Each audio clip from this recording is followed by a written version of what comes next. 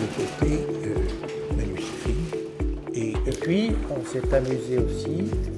Il l'avait présenté comme un vaisseau, comme un paquebot, c'est-à-dire... Ce qui a été fait. Finalement, on y est. Et je me souviens quand je présentais Il craignait qu'en ouvrant les portes... Moi, j'en garde des bons souvenirs.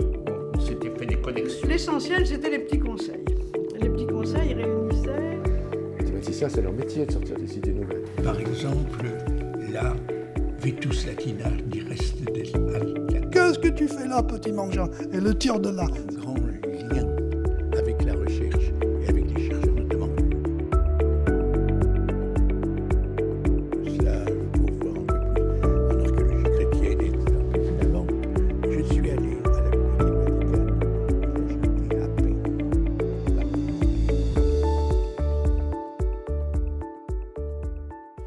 Bonjour, monsieur Petit-Mangin. Nous sommes ensemble cet après-midi, vous, Mathilde et moi, pour vous passer sur le grill à propos de vos années d'enseignement et de recherche à l'école normale. Et je démarre tout de suite avec une question à propos du séminaire de paléographie ou de lecture et critique des textes, surtout latins, avec une série de questions. Comment est-ce que ça vous est venu à l'idée? Comment est-ce que vous l'avez pensé? Comment est-ce que vous l'avez vécu? Comment est-ce que vous avez attiré des élèves? Quelle était la méthode? J'y ai participé, comme un certain nombre, mais j'avoue que mes souvenirs sont à la fois aussi intenses que vagues. J'ai surtout en mémoire une immense salle remplie de piles de papier et des exercices terrorisants pour les élèves qui n'attendaient qu'une chose, c'est que le tour passe au voisin. Voilà, donc à vous la parole. Et je dois vous dire que quand je suis arrivé à la bibliothèque de l'école, venant de l'école française de Rome, j'ai été vraiment occupé parce que je devais passer le diplôme des bibliothèques et à ce moment-là, je n'ai peut-être pas tellement enseigné. Mais dès la seconde année, je me suis rendu compte que c'était une hygiène indispensable de faire des cours et, si possible, de faire des cours sur des matières utiles aux élèves. Donc, la paléographie et lecture des écritures anciennes est une science auxiliaire qui est très utile pour de nombreuses personnes. Notamment, dans mon public, j'ai eu des antiquisants, faisant du latin, puisqu'il y avait un enseignement pour le grec, et aussi quelques historiens, dont vous fûtes, qui apportaient un œil un peu différent sur les problèmes, extrêmement féconds comme rencontre. Alors, à partir d'un certain temps, j'ai essayé de faire des lectures de planches, comme celle que vous pouvez voir ici, c'est un catalogue de bibliothèques médiévales.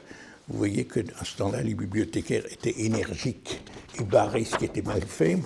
Mais donc, de trouver des textes et des manuscrits qui apportent quelque chose en plus des plaisirs de la lecture qu'on suivait depuis l'Antiquité si on arrivait jusqu'à l'humanisme. Eh bien, à force de prendre en somme des textes qui avaient un petit intérêt, je me suis dit, est-ce qu'il n'y aurait pas moyen de développer un peu cela et d'arriver à faire quelque chose qui motiverait, sinon tous les élèves, du moins certains, que ça amuserait de faire un travail vraiment sur le vif, c'est-à-dire pas un exercice scolaire, mais on ne savait pas exactement où on arriverait. Donc, il fallait trouver les sujets, et le premier vrai sujet, c'est quand on est allé, comme toujours, faire notre visite annuelle à l'Institut des textes, où on était reçu dans la section grecque, parce qu'on s'intéressait un peu à tout, par le père Paramel, qui est un jésuite qui avait été reçu à l'école normale et avait préféré la compagnie à la nôtre. Et il est mais extrêmement intelligent et légèrement brouillon, d'où l'expression une affaire se paramélise. Mais cela dit, il était très intéressant. Alors il nous dit « Oh, je viens de trouver un petit manuscrit grec de la vie de Pélagie, Sainte Pélagie que j'ignorais complètement, et il me dit « Je n'arrive pas à le situer dans les éditions dont on disposait maintenant. Regardez donc du côté du latin, il doit bien y avoir une traduction. » Alors, en effet, on a commencé à regarder, c'était l'époque où Dolbeau était élève, et François Dolbeau, et finalement, on a trouvé non pas une traduction, mais 3, et puis près de 150 manuscrits. Donc, vous voyez, ça changeait d'ampleur, parce qu'on avait beaucoup de surprises, on trouvait des textes assez différents. Alors, on a essayé, avec l'aide des élèves et parfois de nobles savants français ou étrangers, d'organiser cette masse.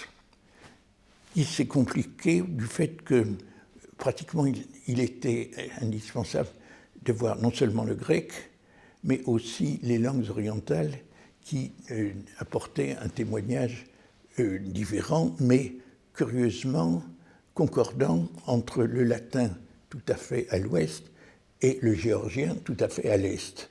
Donc vous voyez, le texte grec avait plus ou moins disparu, mais une forme plus originale restait aux deux extrémités. Ça, c'était une expérience amusante. Et donc, après, les pauvres malheureux, il a fallu faire les éditions pour lesquelles beaucoup de gens ont souffert, mais ça a été publié sous leur nom. Et je dois dire que ça a été quelque chose, je crois, d'utile de se confronter à une édition réelle qui va paraître sous votre propre responsabilité. C'est autre chose que de faire un exercice. Il y a eu des comptes rendus de Pélagie dans la littérature savante, et on a donc les grands artisans ont été des élèves à ce temps-là, puis après devenus des maîtres et professeurs à la Sorbonne ou autres.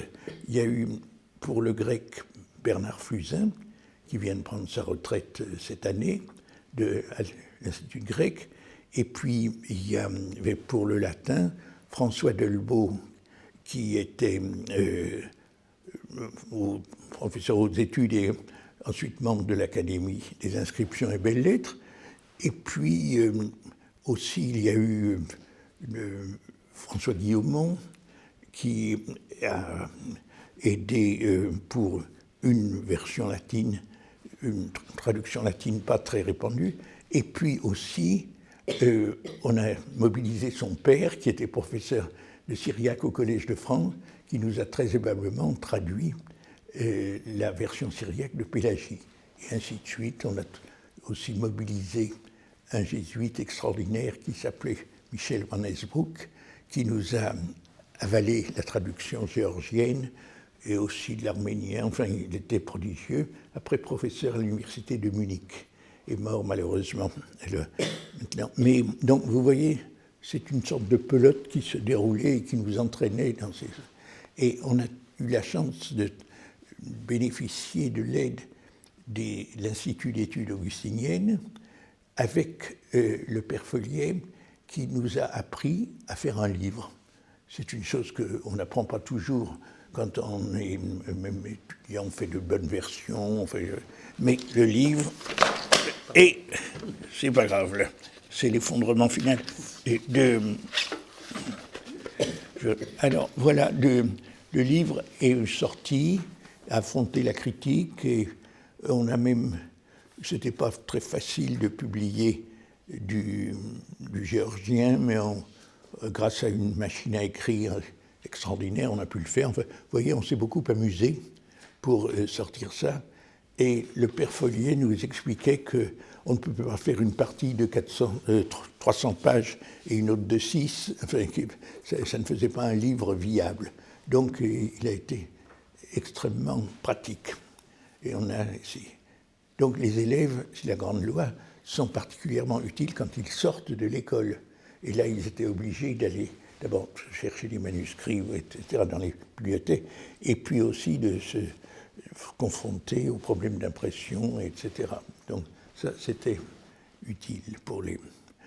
Voilà. Et est-ce que ça vous suffit comme réponse pour le moment? Ça me paraît pas mal.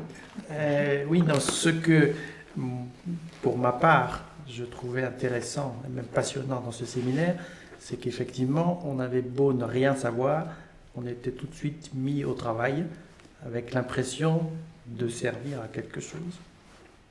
Et impression justifiée dans la plupart des cas. Mais non, on a... donc les élèves ont fait beaucoup de démarches un peu partout pour avoir les microfilms. À cette époque-là, il n'existait pas encore la photo numérique. Donc on vivait sur la photocopie ou sur les microfilms.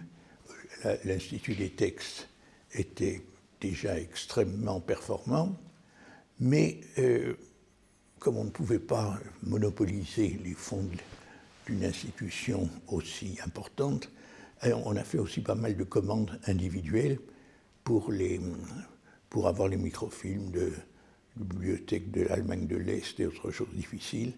Donc ça a un peu appris l'art de faire de la correspondance. Mathilde, vous étiez à ce moment-là, non pas encore. Quand vous étiez élève, oui. Est-ce que vous avez participé à cette recherche de manuscrits dans les campagnes? Non. Non, on avait déjà réussi à ce moment-là. En revanche, on avait travaillé autour de ce que vous aviez fait sur Pélagie, mais plutôt comme des exercices ou des ouvertures. C'est ça.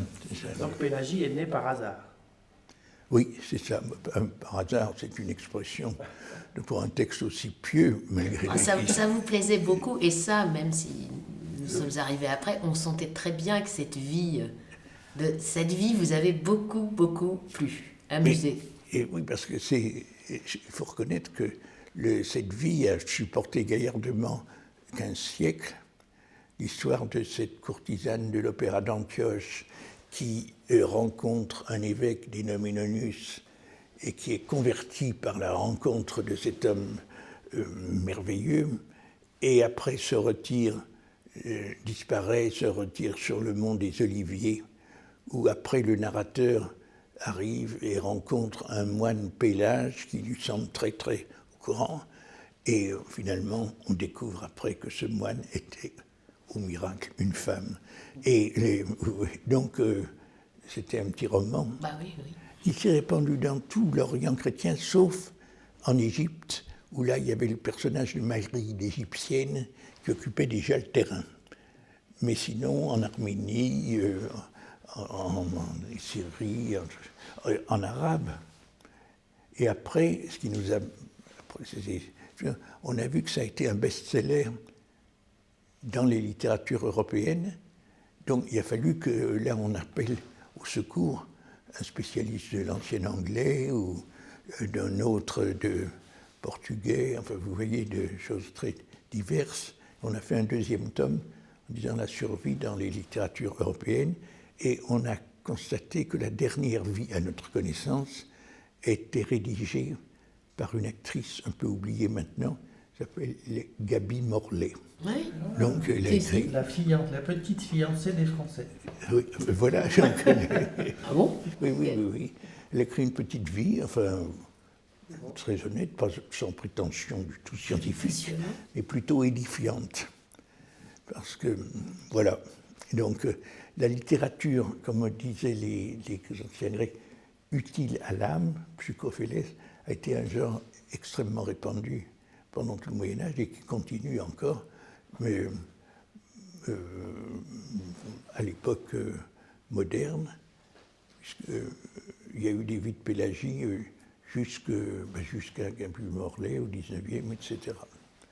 Donc, on a essayé de voir un peu, de survoler cette postérité. Et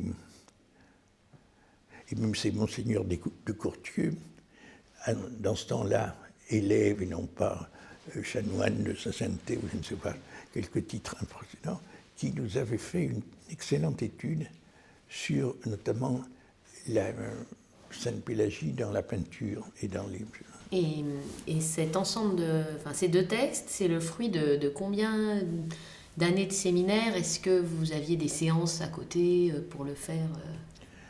Alors, au bout d'un certain temps, c'est devenu un peu dur d'entrer dans le vaisseau pélagien, parce que les gens, ça supposait un investissement assez grand pour les... Donc, il y a les survivants qui se sont consacrés à la publication du livre. Là, donc, on ne peut pas dire que toutes des promotions entraient se faire baptiser à coup de Pélagie. Non, mais ça a duré assez longtemps. Oui, puisque et alors, je dois dire que le 3e tome est encore en état d'espérance. Mais il y a des parties rédigées. Et c'est sur quoi, le 3e, alors? Eh bien, si vous voulez, le premier, c'était les textes fondamentaux, le second, dans les lectures, et c'était le commentaire et l'interprétation de la légende. Donc, œuvre merveilleuse, mais comme beaucoup des choses dont on parlera peut-être, ça reste à l'état d'espoir. Je n'ai pas eu un... Vous avez déjà 2 beaux volumes, quand même. Oui, mais le 3e... Mais ce n'est pas... Et Vauluisan n'a été sauvé que par la présence d'un ouvrier de la 11e heure ou de la 6e, je ne sais pas. Alors, Vauluisan, là, on change de sujet. C'est l'histoire des bibliothèques. Oui. Et ça, c'est né comment? Ah, alors ça, c'est né parce qu'en travaillant à la Bibliothèque nationale, je suis tombé sur des inventaires de bibliothèques faits au XVIIe siècle, et celui-là m'a semblé refléter un état plus ancien. Je suis bien naturellement allé à l'Institut des textes, où j'ai vu que ces inventaires étaient bien connus, mais qu'ils n'étaient pas édités. Alors j'ai essayé de les transcrire, etc.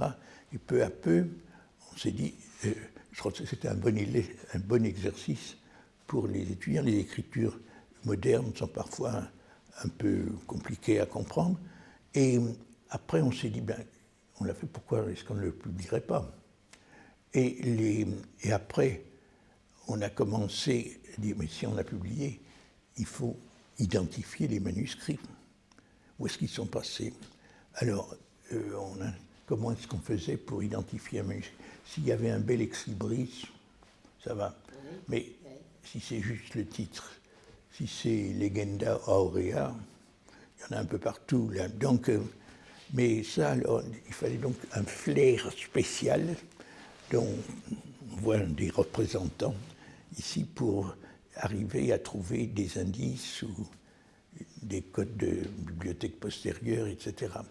Et on a réussi, grâce à vous et à Madame Sirnemann, qui venait nous parler de la décoration des manuscrits.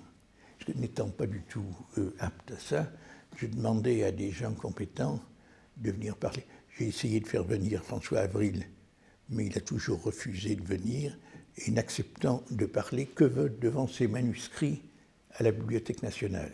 Il était merveilleux, mais nous emmenons dans la salle Rothschild. Enfin, là, il était tout à fait à son aise.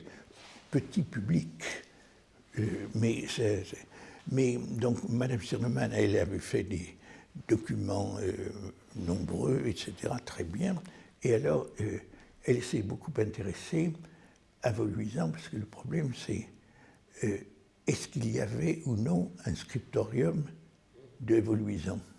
Alors là, vous voyez, ce sont des questions vraiment, il faut avoir l'œil paléographique pour voir, ah non, ça c'est plutôt de Pontigny, enfin vous voyez les choses que... Et après, alors, là où c'est devenu vraiment le roman policier, c'est quand vous avez trouvé des tas de témoignages sur la bibliothèque à l'époque moderne. Qu'est-ce qui s'est passé à Londres déjà? Qu'est-ce qui a brûlé? Ah oui, Londres. Effectivement, plusieurs manuscrits de Vauluisan avaient abouti chez un libraire, Techner, oui, qui, voulant tirer le maximum des manuscrits qu'il voulait vendre, les a envoyés à Londres, parce qu'il y avait un marché du livre plus dynamique qu'à Paris. Donc c'est arrivé chez Sotheby's. Il a fait un beau catalogue Et la veille de la vente, c'était en 1865, l'entrepôt a brûlé. Donc les livres étaient en caisse au premier étage, au milieu de la pièce, et vroom, sont tombés et ont brûlé. Et donc le catalogue a paru, mais avec un liseré noir, avec l'annonce « Ce catalogue tient lieu de faire part ». Voilà, donc quelques manuscrits, au moins 2 manuscrits de Vauluisant ont péri de cette façon. Mais ce brave homme avait fait une description assez détaillée, ce qui nous a permis d'avoir des renseignements assez précis. Mais cette recherche nous a conduit même aux États-Unis. On a trouvé à New York, ou à Columbia, oui, Plimpton Collection, et puis même un à Seattle, à côté de Boeing. Vous voyez, donc il y avait des Américains cultivés et riches qui achetaient des choses, peut-être d'ailleurs un qui était venu à l'occasion de la Première Guerre mondiale, qui est reparti avec un manuscrit acheté légalement d'ailleurs. Et vous voyez, donc, c'était un souvenir, la campagne de France. Là. C'est quand même une enquête qui a démarré, comme moi je suis arrivé à l'école, en 79-80, oui. Qui s'est achevée avec la publication du volume en fin 2012. Donc, oui. Jamais un certain temps, et on est largement au-delà du séminaire avec cette affaire. Oui, à vrai dire, je m'étais un peu découragé devant l'ampleur de la tâche. C'est à ce moment-là. Vous étiez à Rome, oui, je crois, à l'école de Rome, là, voyant les choses de haut, d'un point de vue éternel. Il a dit il faut faire quelque chose. Et vous avez sauvé l'édifice qui était, mais qui nous a pas. Non, vous n'étiez pas venu à Auxerre avec nous. Non, parce que là, il y a eu des. Vous êtes honorablement connu dans la région, et on a même, on espérait qu'il y aurait une réception offerte par le châtelain de Vauluisant. Rien. Ah bon? Non, c'est une déception. Ah oui, c'est un château.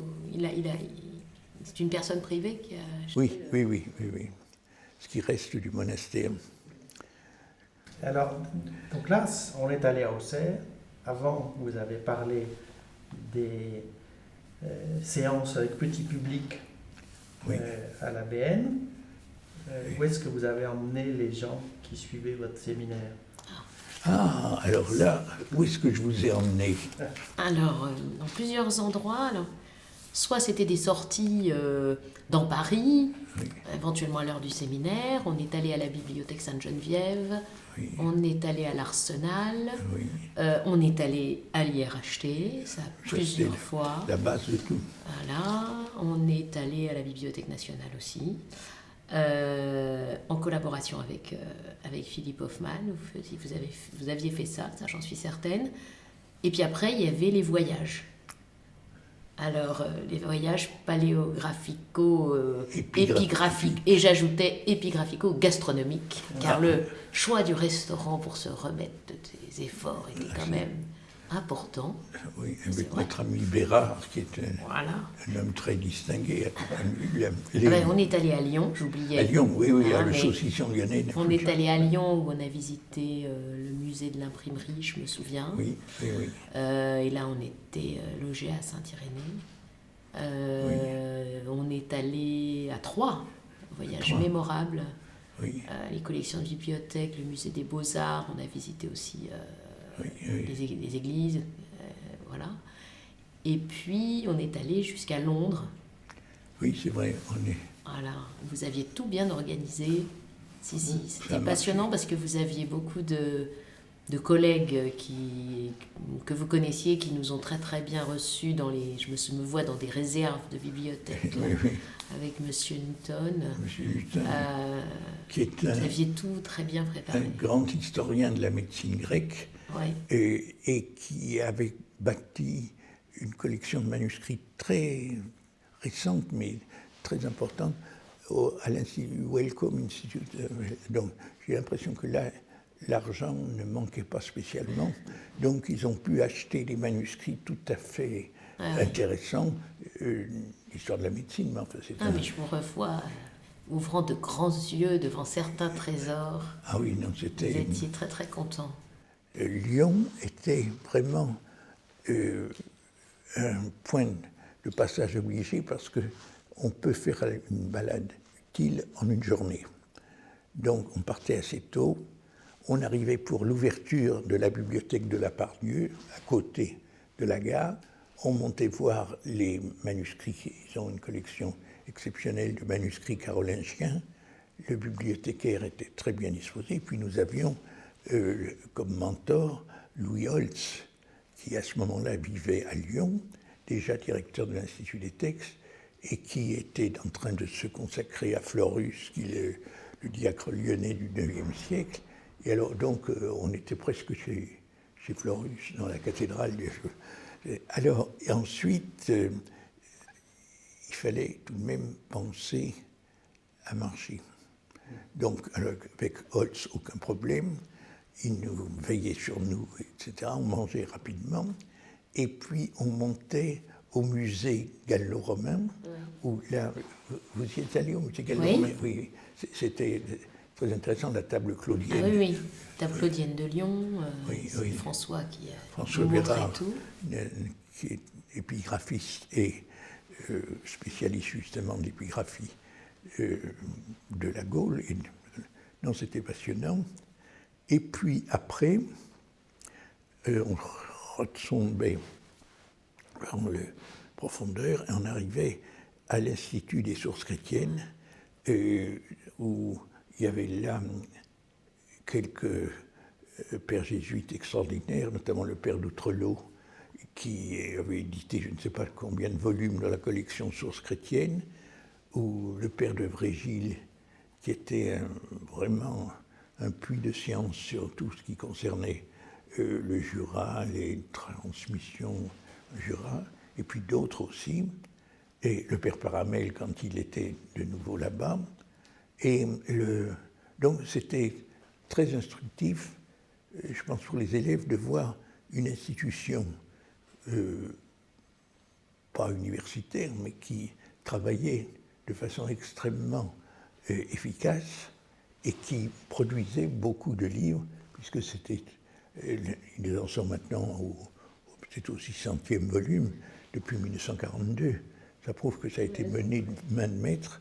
Et je crois que c'était très intéressant pour les élèves, dont certains se sont fait recruter d'ailleurs pour la collection, comme Meunier, qui a été lui-même directeur de l'équipe CNRS là-bas. Donc il y avait des tas de... Ça c'était vraiment... Et puis le père Paramel, qui était donc le père de Pélagie, nous a... était toujours plein d'idées. Donc ce n'est pas donné à tout le monde de semer des idées. Voilà. Alors, ce qu'on a fait aussi comme balade importante dans les limites de l'Hexagone, c'est on est allé à Metz. On a été accueillis par notre ami Zarini. Et puis, après, on est allé à Trèves. Donc, c'était intéressant. Et puis, aussi, une fois, on est allé à Strasbourg, Célestat. Avec Célestat, vous avez une relation particulière. Ah oui.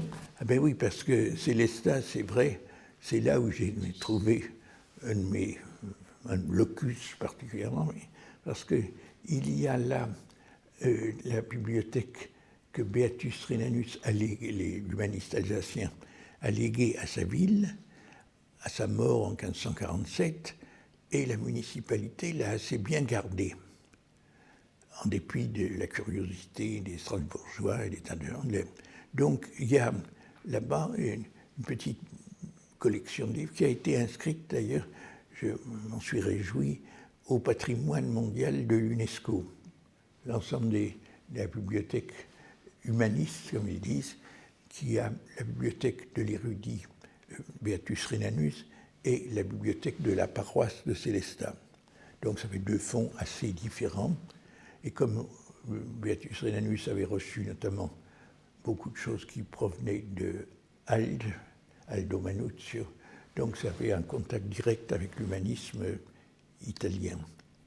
Et Alors, la bibliothèque a été fermée 3 ans pour devenir une sorte de musée du livre. Et alors, j'ai hâte d'y retourner pour voir comment c'est. Si Inauguré par l'archiduc Bruno Le Maire, de ma Ah oui. promotion. Ah Oui, oui. oui. Ah oui, oui. Oui, j'ai vu ça. Eh bien, C'était il n'y a pas longtemps. Ce serait bien qu'on ait Célestat. c'est assez amusant comme... mais il y a une certaine fierté locale, puisque entre Colmar et Strasbourg, il n'y a guère que Célestat comme point de visite. Alors, ils ont donc... Mais il y a un fond très intéressant qui n'a jamais été vraiment catalogué. C'est-à-dire qu'il y a eu un catalogue fait au début du catalogue général vers 1860, puis après ça a été l'occupation allemande, enfin l'administration allemande. Donc il y a eu des études de détail très bien, mais ça c'est... Et puis après, il y a eu dans cette bibliothèque qui était municipale, il y a eu un petit catalogue fait par le conservateur, l'abbé Adam, mais ce n'est pas un catalogue. Et l'Institut des textes, qui a fait beaucoup de choses en France, là, n'a pas consacré de... Peut-être qu'il y avait des questions locales qui empêchaient mais c'est dommage. Alors, c'est dommage et c'est une chance parce qu'on pouvait encore grappiller de petites choses, surtout dans les imprimés portant des annotations manuscrites de Beatus Rhenanus, etc. Et tout récemment, Monsieur Hirstein, qui est un professeur à Strasbourg, a découvert un livre portant des annotations de Martin Luther. Quand, au début, Beatus Rhenanus était assez favorable à la réforme, donc il a reçu des œuvres de Luther, éventuellement avec des annotations. Donc c'est une découverte intéressante là, pour les... Et il y a encore sûrement beaucoup de choses à trouver là-bas. Mon rêve avait été de trouver des traces du manuscrit de Tite-Live. Vous savez, de Worms, vous aurez... Vous me faites disquer avec ça. Je crains qu'il ait disparu dans l'époque. Voilà, donc mais vous savez, si vous allez faire un tour, peut-être que vous trouverez à l'occasion des déménagements et un petit souvenir de... Mais ce serait bien qu'on y aille. Oui, vrai, oui, je pense. Maintenant, je crois que la municipalité mise sur la culture, donc c'est très favorable. Alors, le séminaire, donc je reviens au séminaire, il y a eu Pélagie, oui. Aventure au long cours, Voluisant, qui a duré moins dans le cadre du séminaire, oui. Et puis après? Alors, après, il y a eu des petits trucs, vous savez, des petites choses, des articles que des gens ont fait à partir de points, mais alors qui ont paru sous leur nom, ou éventuellement avec moi, enfin, c'est des petites choses là. Mais le troisième, c'est Hilarianus. Hilarianus est un auteur trop méconnu qui avait écrit, qui avait un problème pour le retour du Christ, vous savez, pour son second avènement. Donc, on se livrait à des computes extrêmement compliqués. Là, et Hilarianus avait fait un compute qui prouvait que c'était pas, la terreur, c'était que ça arrive tout de suite. Donc, oui, c'était plutôt inquiétant. Là. Alors, parce que la fin du monde, tout ça. Là. Alors, lui avait prouvé qu'il y avait encore une centaine d'années. Bon, pas mal. Là. Et puis, après, il y a eu une réfutation d'Hilarianus, parce que d'autres ont dit, mais il n'a rien compris, il s'est basé sur la traduction de la Septante, alors qu'il faut prendre les chiffres donnés par l'hébreu, enfin, oui. Donc, discussion sans fin, de textes un peu techniques, mais tout de même amusants. Alors, on s'est mis, là, ça a été un peu différent, c'est qu'on a travaillé tous ensemble là-dessus pour essayer quand on a fait, par exemple, Voluisant ou même Pélagie, chacun avait sa partie, et puis il y avait un maître d'œuvre ou deux maîtres d'œuvre, etc. Et on veillait à ce que les morceaux s'emboîtent à peu près. Mais là, c'était différent, c'est-à-dire qu'on a tous travaillé ensemble, on s'est partagé le travail. Par exemple, une philosophe a accepté, Madame Larieux, a accepté d'examiner le texte biblique d'Hilarianus, qui est une époque où il y avait encore des anciennes traductions antérieures à la Vulgate. Donc elle a fait un gros travail là-dessus. Et puis, disons, d'autres ont travaillé. Moi, sur d'autres aspects, le compute, enfin, etc. Vous voyez. Mais alors là, on s'est recruté. Et alors, pour arriver à bien travailler, quelle était la solution? Eh bien, ça a été de trouver un endroit où on pouvait passer quelque temps ensemble avec des livres et sans être dérangé. Hélas, Chantilly, dont vous pourrez peut-être redire un mot, la grande bibliothèque des Jésuites, était partie en caisse pour Lyon. Donc on n'avait plus un milieu, disons, de séminaire. Mais après, on s'est dit que, grâce notamment à Émeline Marquis, qui était lyonnaise, qu'on pourrait peut-être aller demander l'hospitalité des sources chrétiennes. Alors ils ont été très gentils, ils nous ont permis de travailler 2 jours, 3 jours, comme ça, retirés complètement du monde, et avec toute leur collection d'usuels patristiques. Donc ça nous a permis de faire une première mise au point de toutes nos petites recherches. On faisait ça ensemble. Cette fois-ci, c'était plus de la collaboration. Et puis, finalement, on l'a publié. Alors là, chacun rédigeant les articles sur lesquels il avait spécialement planché. Vous voyez, un sur l'édition, d'autres sur les... Ah oui. Voilà. Alors, Monsieur Petit-Manchin, je voudrais qu'on revienne sur votre formation d'abord, avant que vous entriez brillamment à l'école normale.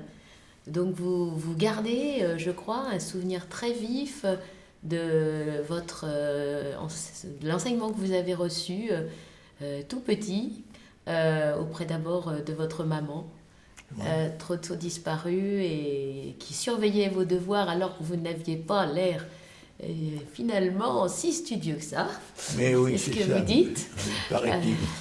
Voilà, mais elle a su bien faire. Hein. Oui. Et ensuite, vos maîtres à l'école primaire, Monsieur Martin. Oui, parfait. Vous parlez d'instrumentum ad omnem vitam. C'est important de commencer. Oui, ça c'est... Avec le goût de l'effort et... Non, il faut dire que l'école communale de la rue de Pomard, nom charmant, évocateur de promenade en Bourgogne, était parfait. Donc j'ai eu 4 ans le même maître et ça ne pouvait pas être mieux. Et après, j'ai parcouru 5 ou 6 enseignements, c'est du fait de faire familial. Donc j'ai été 2 ans à Charlemagne, avec là aussi des professeurs, notamment le professeur de français-latin, M. Leblond, sortait juste de la captivité. Donc on le voyait avec les insignes des gens sortis des camps. Et il était très sérieux, mais très très bien. Et puis, après la mort de ma mère, j'ai été pris en charge par un oncle qui était d'ailleurs professeur de Cagne à Henri IV, André Dieny. Donc là, j'ai été à la Canale avec un extraordinaire professeur de grec qui m'a appris l'accentuation grecque, donc quand j'avais 12 ans, et je n'ai jamais oublié ces méthodes. Là, bon, ça me sert encore. Et très bien, c'est le professeur. Puis après, j'étais à Versailles, puis primo-infection, c'était très à la mode à cette époque, donc on m'envoie dans les Alpes, dans un lieu dénommé le Joyeux Séjour, par Antiphore.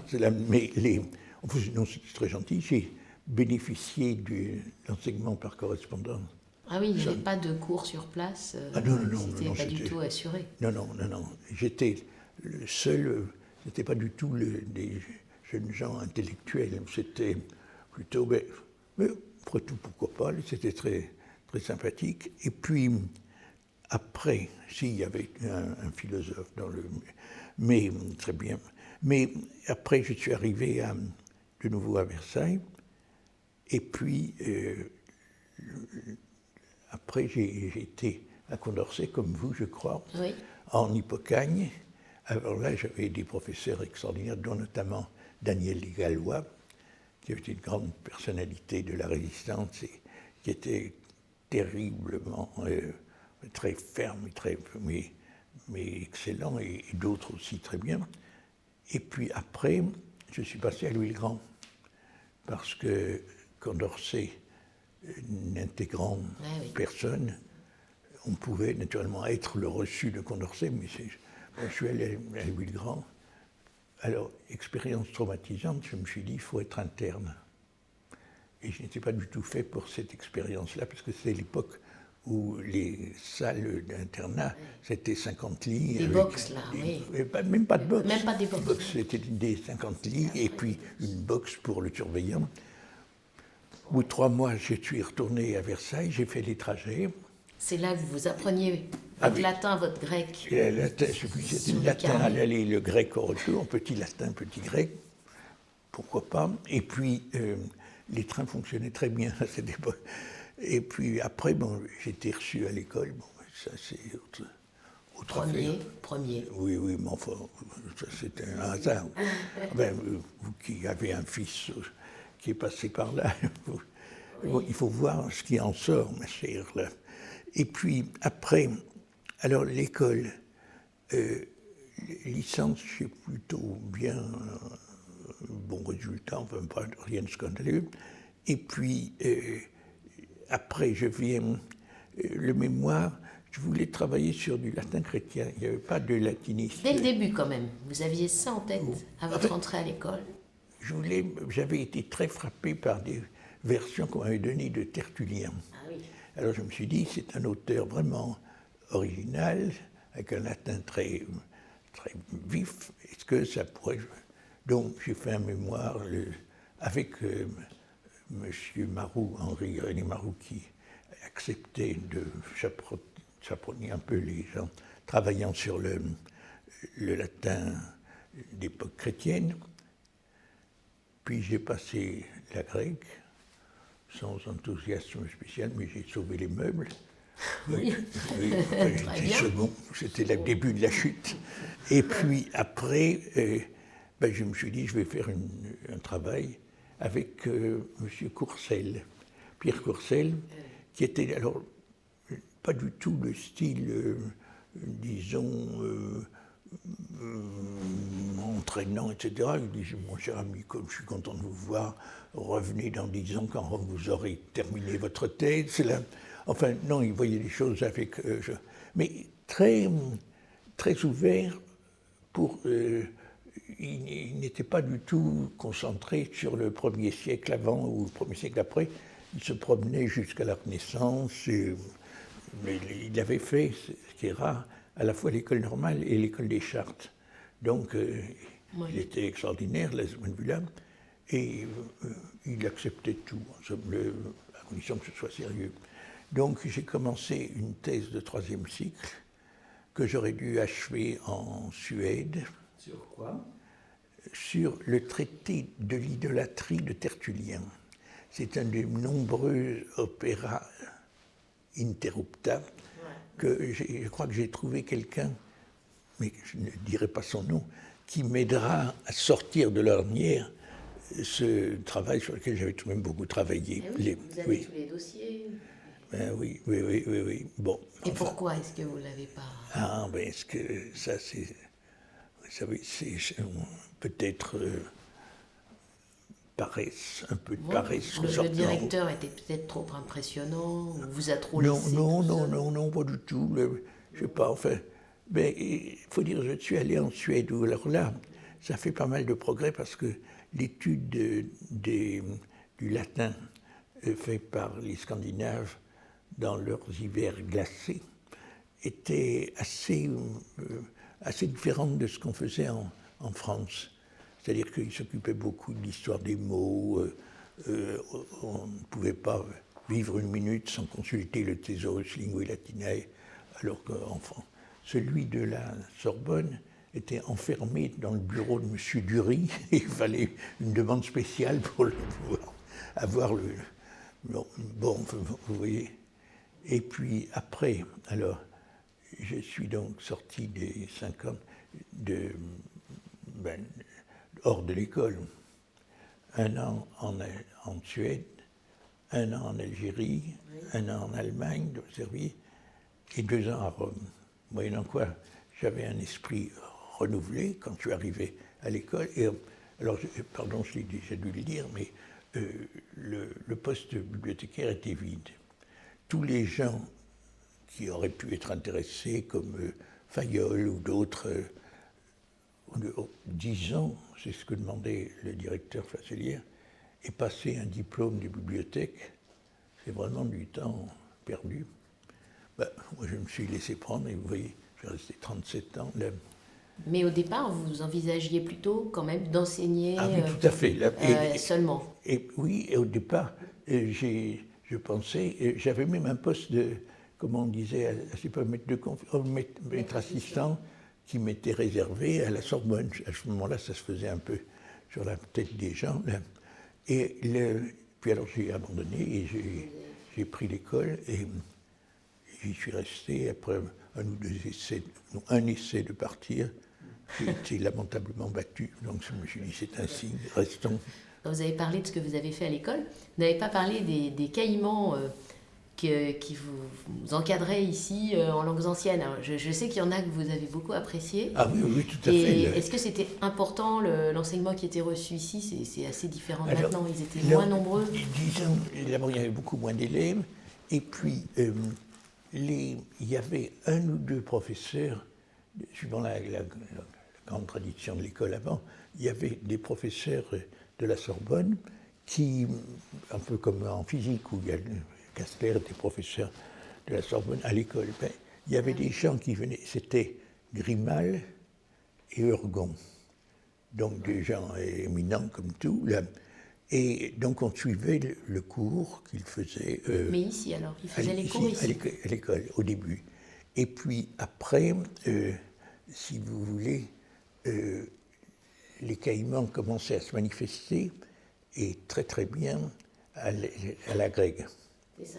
Donc, avant, on avait un contact amical et il donnait quelques conseils très utiles, mais le travail, vraiment, ça a été fait. Et moi, j'ai eu 3 caïmans tout à fait remarquables. Le Poutier en latin, Sirinelli en grec et Fayolle en français. Donc, c'était des personnalités qui marquaient les gens. Mais qui étaient plus des entraîneurs, hein, je crois qu'il y a ce mot-là dans le livre de Sirinelli Junior, là, sur la cagne. Oui. Voilà, c'est plus ça que des gens qui vous proposaient des sujets. Ah non, c'était voilà. pas du tout ce genre. C'est pas ici que vous avez eu votre vocation d'enseigner la transmission des textes. Ah non, c'est après. C'est vraiment après. C'est après, mais d'ailleurs, ayant passé la grecque, je me suis mis donc sur cette fameuse édition où il n'y avait qu'un manuscrit à la nationale, etc. Et après, je me suis dit, tiens, c'est un peu dommage que l'expérience qu'on acquiert, qu'on n'ait qu'un auteur. Alors, j'ai pris, surtout à Rome, la tradition de Saint-Cyprien, qui est alors extrêmement riche, etc. Et je suis un peu farfouillé là-dedans, vous voyez. Mais c'est là que m'est venu l'intérêt et l'idée de faire une thèse de doctorat sur transmission et étude de Tertullien. Qui ne sait pas faire ça pour Saint-Augustin, ça aurait été absolument démesuré. Là, il a eu une influence, mais limitée, ça sentait le fagot, enfin il était... Donc, et il a survécu dans certains endroits du Moyen-Âge, donc ça m'a amené à m'intéresser. Oui. Mais alors, une erreur que j'ai faite, quand j'étais à l'école, on m'avait dit, mon cher ami, avec vos intérêts, arrêtez-vous pour passer un certificat d'histoire ancienne et un autre d'histoire médiévale, et après vous ferez la grecque. Et je n'ai pas eu c'était un peu la roulette, parce que à les Grecs, il y avait tout de même chaque année 7 ou 8 normaliens collés. Ah oui. Donc ce n'était pas du tout évident qu'on allait être reçu. Alors j'ai pris la sécurité qui consistait à n'avoir que entre 3 ans d'études, plus une année supplémentaire, et non pas 4 ans d'études avec une éventuelle année supplémentaire. Ça m'aurait sûrement beaucoup aidé d'avoir fait de l'histoire ancienne avec les historiens. Alors j'ai tout de même vu un peu, avant de partir pour Rome, j'ai fait un peu d'épigraphie avec Hans-Georg Pflaum, qui enseignait ici. Et puis après, j'ai porté sa serviette dans le Constantinois, donc ça crée des liens inoubliables. Mais en revanche, vous n'aviez pas suivi de cours de paléographie, c'était pas présent à l'école? Non, il n'y avait rien. Ça avait disparu vers 1895, quelque chose comme ça, le cours de paléographie. Donc vraiment, vous êtes formé quand même au départ un peu tout seul dans ce domaine. Sur le tas. Mais vous dites toujours ça, vous m'aviez dit, en fait, il faut prendre les textes. Évidemment, ça n'enlève rien à l'intérêt du séminaire, mais c'est vrai qu'il y a un aspect où finalement, il faut y aller. Il faut y aller. Et puis on y est tout seul. Alors, vaut mieux être aidé quand même par un séminaire, mais au début, ça a dû être difficile quand même. Mais non, c'était une écriture très facile, carolingienne, alors donc il n'y avait rien. Après, les ennuis sont venus. Vous avez eu de la chance de commencer par quelque chose de facile, où vous l'aviez bien choisi en tout cas. Très facile, le hasard, mais c'était quand même assez original par rapport à la formation de l'école. Il n'y avait pas de formation de ce type-là. Ça n'existait pas. Les gens pouvaient aller aux chartes, il y a des gens qui ont suivi. Mais les chartes étaient un peu fixées sur le document historique, etc., les chartes, etc.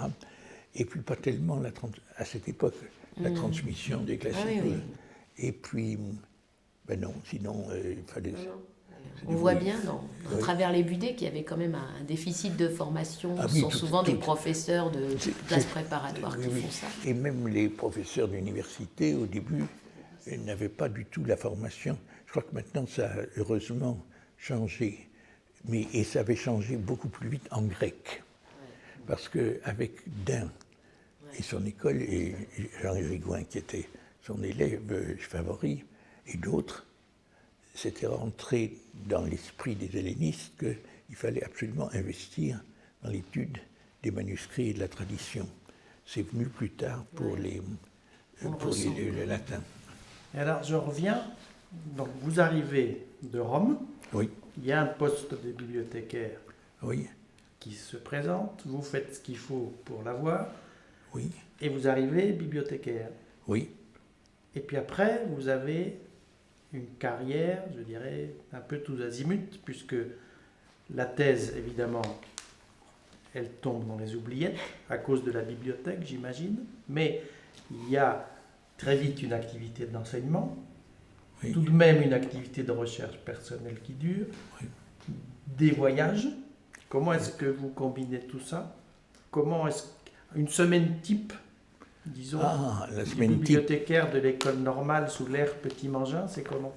Mais là, si vous voulez, il y avait une obligation, c'est que on m'avait mis dans les conseils de l'école. Vous savez, il y avait 2 conseils par semaine. Un, le mardi, qui était dénommé Petit Conseil, où il y avait le directeur adjoint, l'intendant, les secrétaires de section, enfin, dont Althusser, et le bibliothécaire. Alors, on était censé réfléchir sur les problèmes les plus graves.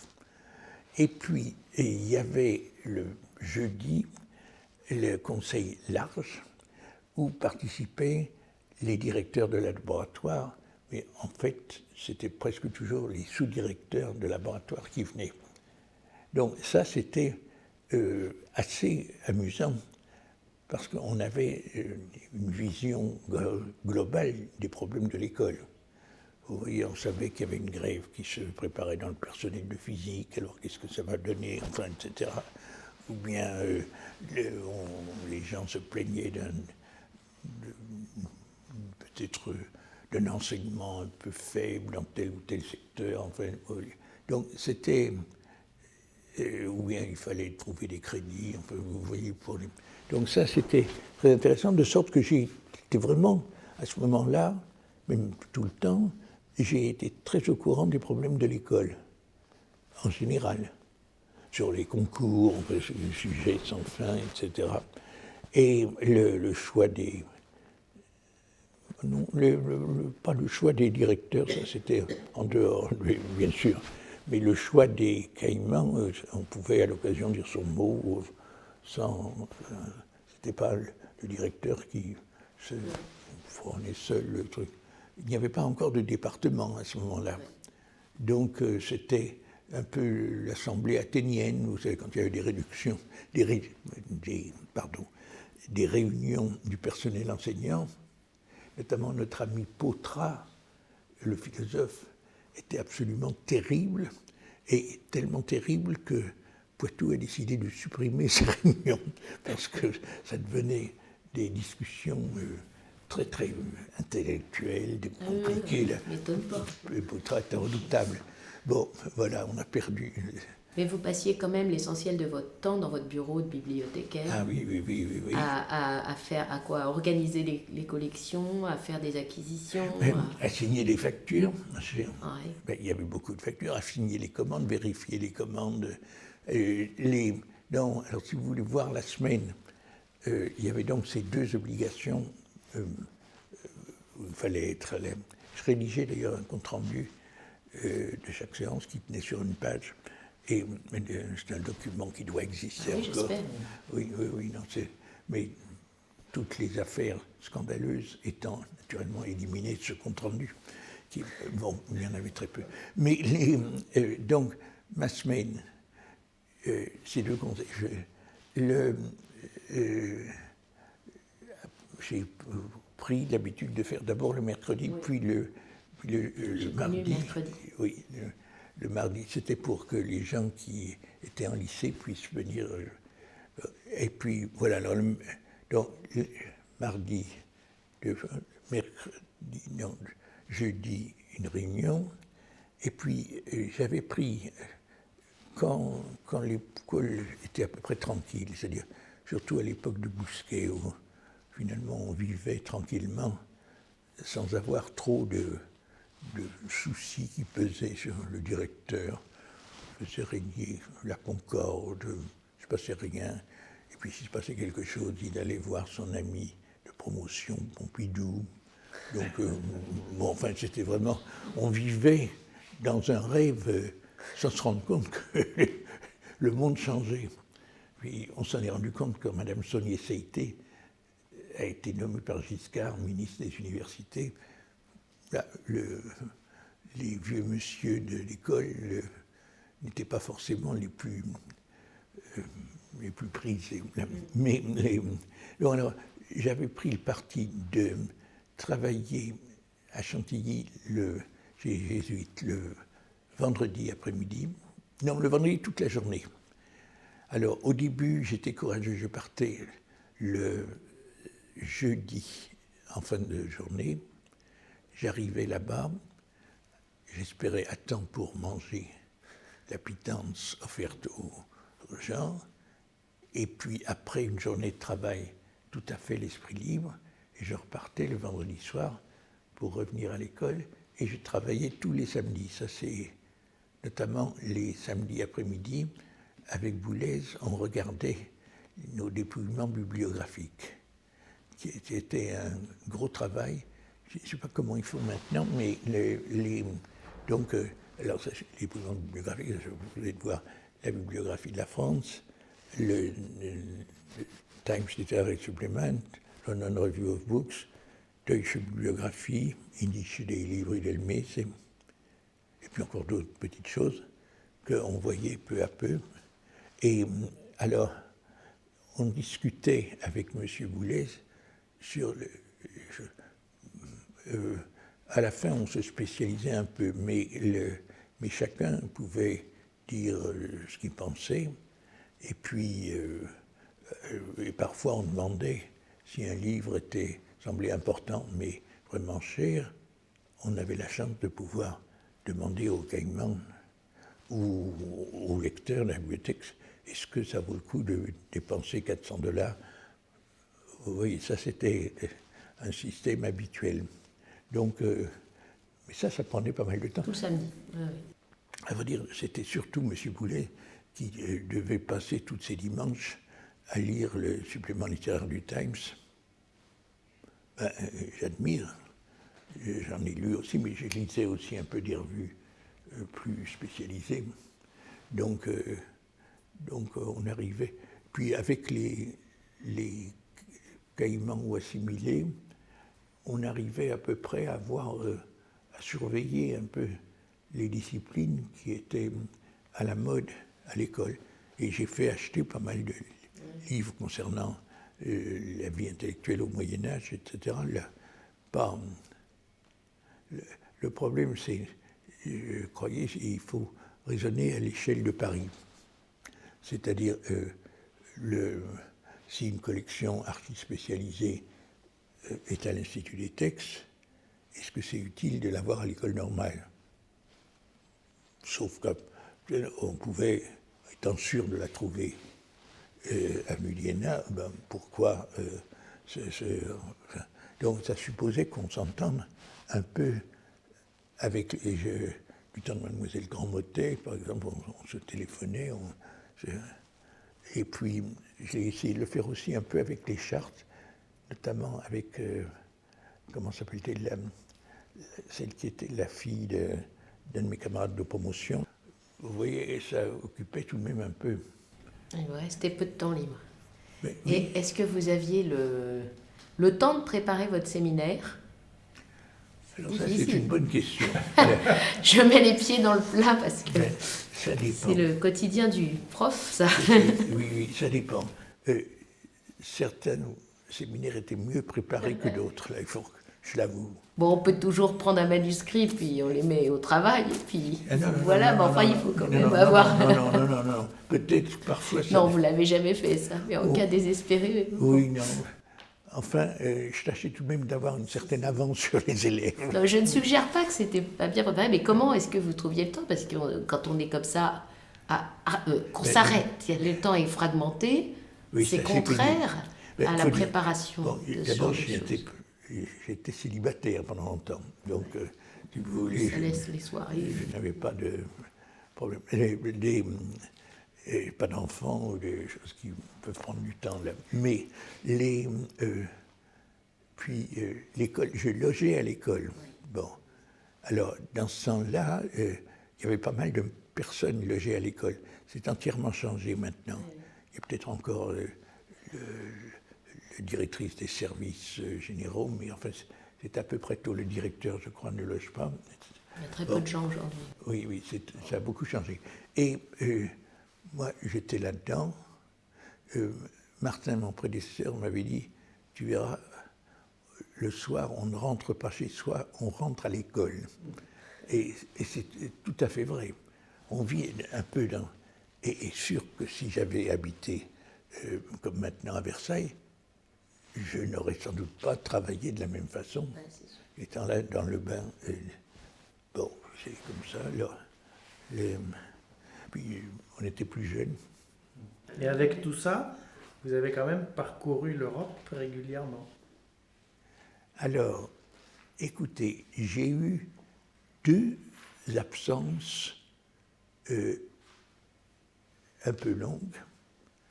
L'une, c'est 3 semaines à l'Institut Warburg à Londres, et l'autre 3 semaines en Hongrie et par là, vous savez, les échanges internationaux.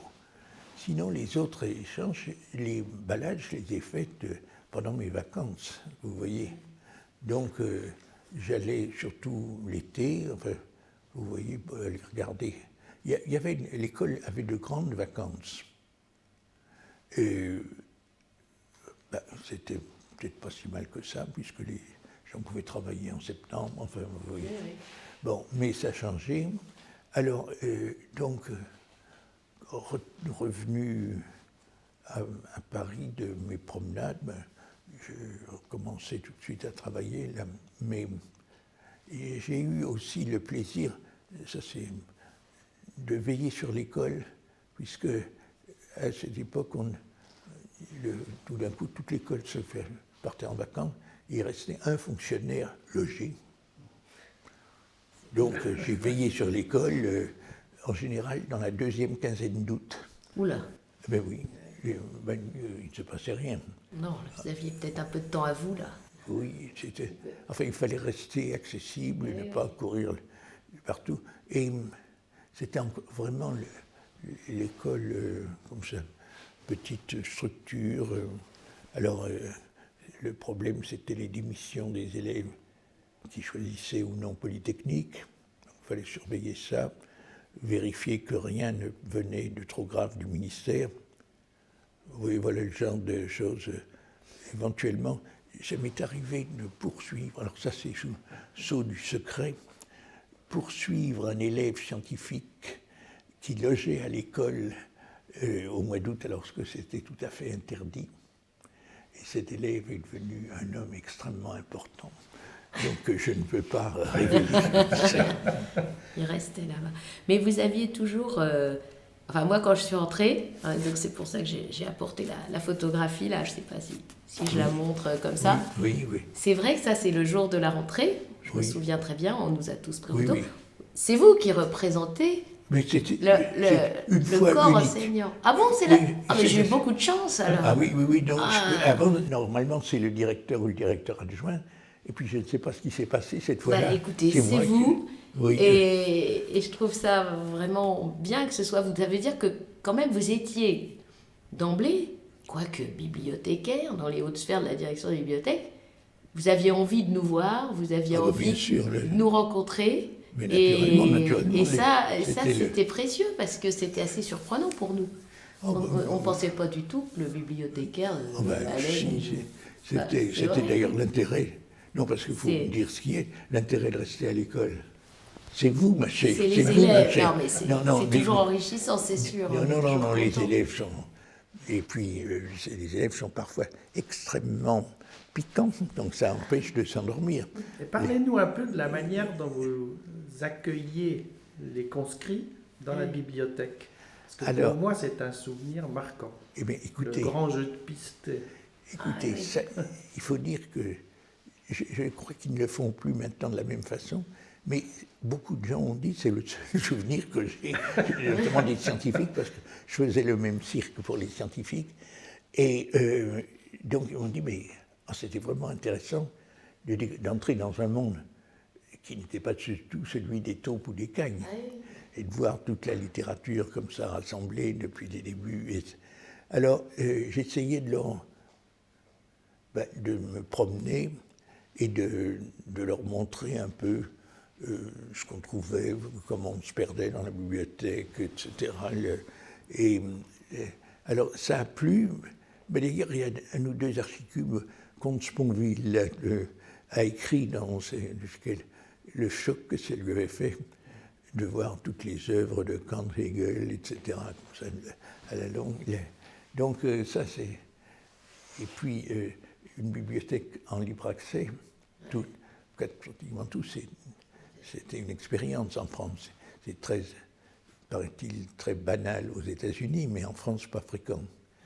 Et comment avez-vous réussi, par quel coup de génie ou bonne fortune, avez-vous réussi à coloniser tout un étage de l'école au profit de la bibliothèque?